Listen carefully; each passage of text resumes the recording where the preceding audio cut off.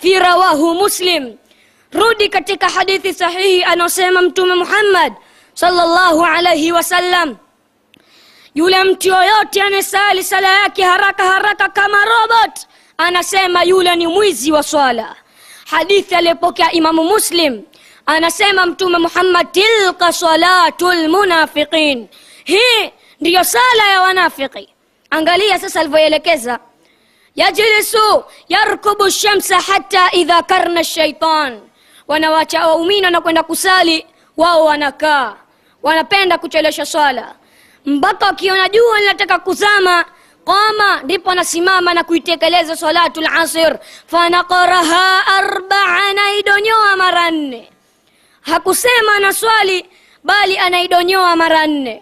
La yadhkuruna Allaha illa qalila, na katika sala yake hamdhukuru Mola wake isipokuwa kwa uchache kabisa. Al-alamatu thalitha, alama ya 3 ya mnafik, ar-riya'u fil ibada, kujionesha katika ibada.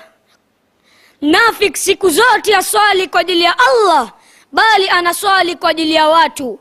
Hakika ya Allah katika suratun Nisa'i, sura ya 4 142, anasema innal munafiqina yukhadi'una Allah wa huwa khadi'uhum, hakika ya wanafiki wanataka kumghadai Allah, lakini Allah ni bingwa kupindua ghadaa zao.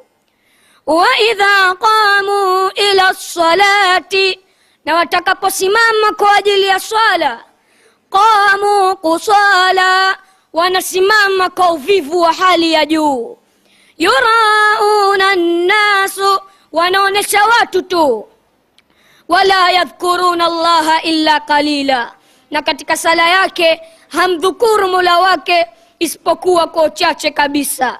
Ndugu Waislamu, naomba yafanyieni dawa haya maneno nilokuzungumzieni, na tusije tukawa miongoni mwa hao wanafiki. Ya Rabbi, tuongoe sisi waja wako katika njia iliyonyooka.